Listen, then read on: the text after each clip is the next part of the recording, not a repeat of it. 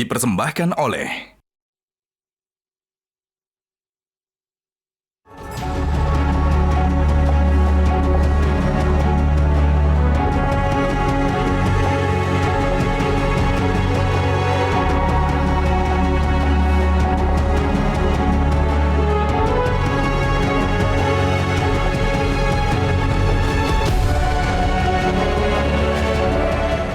sekali yang di WA, tolong dilunasi atau diangsur. Kalau tidak diangsur, sampean tidak akan dapat nomor ujian. Ini muridnya, Pak. Harusnya mereka memberikan surat tertutup kepada orang tua.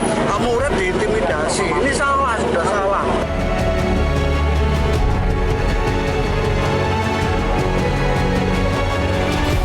Kita sudah mengeluarkan banyak edaran, imbauan, bahkan ini segera kita kembali lagi menegaskan tentang sekolah bebas pungutan dengan redaksi apapun, dengan diksi apapun yang mengarah pada adanya pungutan yang ada di satuan pendidikan. Nah, sumbangan, bantuan yang dilakukan oleh komite betul-betul harus atas dasar sukarela. Tidak ada yang boleh mewajibkan.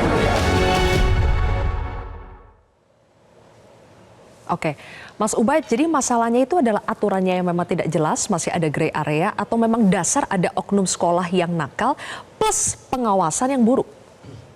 Jadi dari sisi aturan memang nggak ada gitu kan.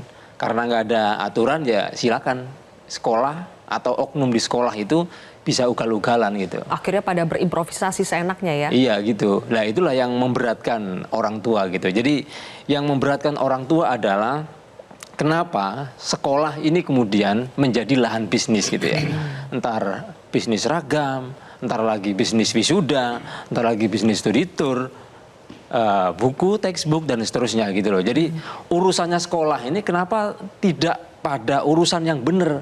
Bagaimana mencerdaskan kehidupan bangsa. Literasi kita masih terburuk sedunia gitu kan. Bukan ke situ, tapi kenapa kemudian dikit-dikit bayaran, itu yang memberatkan orang tua gitu loh.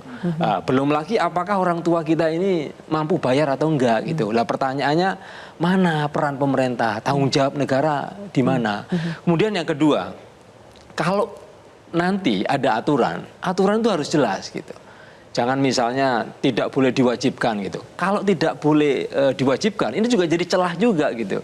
Contoh misalnya di daerah Banten misalnya, itu sudah ada peraturan tidak boleh mewajibkan wisuda misalnya. Tapi masih banyak di daerah saya di Banten wisuda sekolah gitu. Karena peraturannya tidak boleh mewajibkan wisuda. Yang benar adalah wisuda dilarang. Jadi mestinya peraturannya begitu wisuda dilarang gitu. Diksinya pun iya, ini rancu jelas, ya. Gitu. Lah wisuda dari TK pakai toga tadi Kang Dede sebutkan. Manfaatnya apa gitu. Kalau jelas kegiatan nggak ada manfaatnya dilarang gitu. Karena itu memberatkan orang tua gitu ya. Jadi diksi pun kadang dijadikan celah. Iya, bagi jadikan sekolah celah gitu. Suka mengartikan sendiri saja ya. Mas Indra, kalau begitu apa solusinya? Kita sudah melihat bahwa ada yang mengatakan sekolah jangan sewa bus sendiri. Kemudian ada juga surat edaran dari kepala daerah yang sudah mengatakan menghimbau, memang belum sampai melarang ya, menghimbau bahwa itu tidak perlu dilakukan di luar kota. Apakah itu cukup, Mas Indra? Kita ini dalam fase bukan lagi cukup untuk mengganti genteng yang bocor. Kita harus renovasi total rumah kita harus revisi sistem pendidikan nasional kita. Karena faktanya mungkin ini salah satu negara di dunia di mana sekolah, institusi pendidikan jadi tempat dagang. Negara lain nggak ada yang sekolah itu jadi tempat dagang. Semua itu kalau sekolah negeri memang sudah dibiayai oleh pemerintah, yang sekolah swasta itu biayanya jelas. Jadi misalnya kalau dia memang membayar itu setahun sekian, itu nggak ada lagi, oh beli seragam, oh beli buku, oh wisuda, oh beli toga, oh study tour. Nggak ada yang dalam tanda kutip itu jadi dagangan.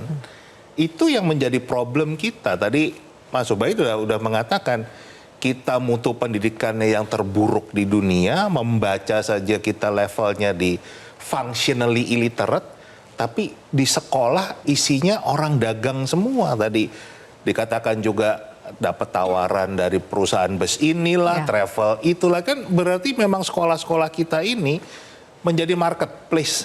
Ini kan nggak benar. Nah itu yang harus kita kembalikan lagi. Satu-satunya cara kita harus merenovasi total rumahnya. Sistem pendidikan nasional kita harus kita renovasi.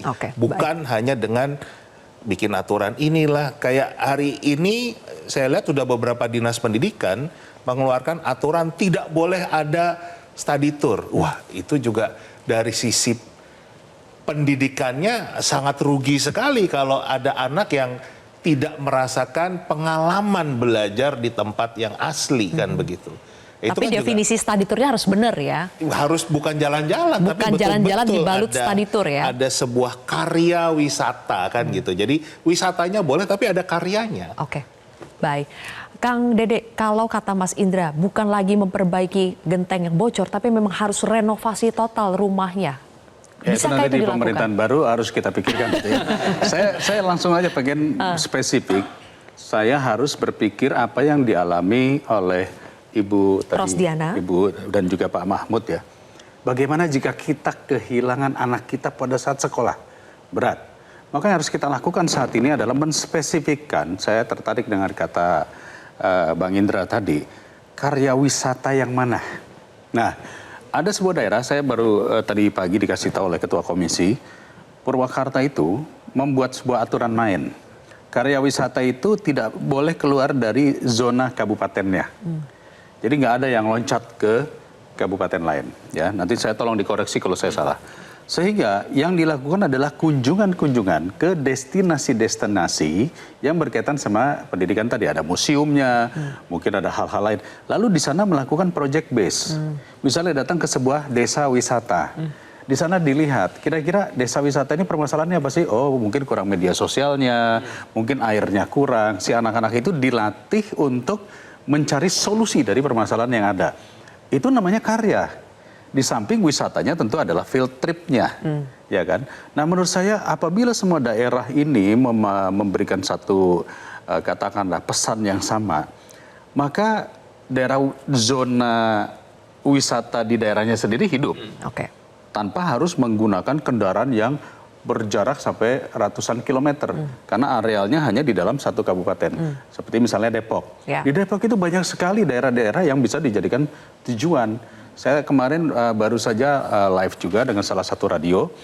Ada seorang warga yang mengatakan, Pak Dede kalau bisa diatur sedemikian rupa. Saya tinggal di Tanjung Priuk.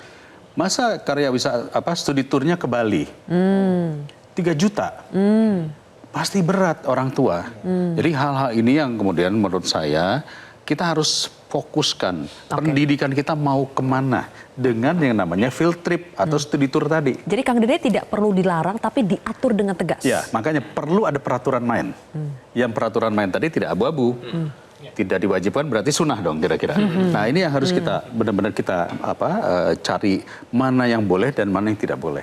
Kalau kita lihat landasannya jangan sampai sekolah itu jadi tempat dagang itu loh. Itu yang harus kita buang jauh-jauh. Jadi kalau kita bicara tadi saran Kang Dede misalnya tidak keluar dari kabupatennya. Itu peran anggaran pendidikan harus jalan di situ. Jadi jangan lagi terus minta orang tua. Itu akan berdampak menjadi tempat dagang. Itu yang terjadi sekarang. Memang ada apa sih dengan anggaran pendidikan kita sampai sekolah jadi tempat dagang, Kang Dede? Apakah selalu kurang? Baik, ini orang selalu mengatakan amanat daripada Undang-Undang Dasar kita adalah 20% anggaran pendidikan. 20% itu harus dilakukan di APBN dan di APBD. Ya kan? Nah, dalam realitanya 20% ini kalau kita anggap saja 3.000 triliun itu berarti ada sekitar 600 triliun. Dari 600 triliun itu terbagi menjadi alokasi biaya pendidikan dan fungsi pendidikan. Nah, yang biaya pendidikan ini yang ada di Kementerian Pendidikan dan Kebudayaan itu hanya 98 triliun. Sisanya yang 500 sekian triliun kepada fungsi pendidikan. Ada kementerian, lembaga lainnya yang menyelenggarakan pendidikan. Termasuk turun ke daerah yang namanya DAU dan DAK transfer daerah. Nah, di transfer daerah itu dianggap oleh pemerintah daerah bisa dijadikan 20%-nya pendidikan daerah. Sehingga akhirnya daerah banyak yang tidak menambahkan anggaran APBD-nya untuk 20%. Nah inilah yang kemudian kami melihat apa yang dikatakan tadi oleh Mas Indra bahwa ya kalau BOS ini seperti sekarang ini tentu akan berat bagi sekolah. Baik. Mestinya dari yang 600 triliun tadi paling sedikit 30% sampai 50% itu dikelola oleh Kementerian Pendidikan untuk mengcover yang hal-hal yang seperti ini.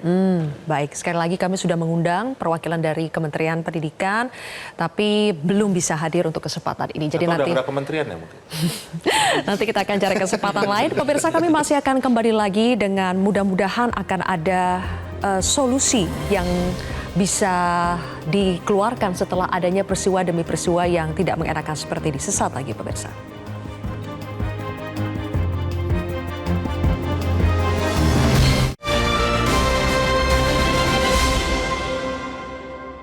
Jelajahi cara baru mendapatkan informasi. Download Metro TV Extend sekarang.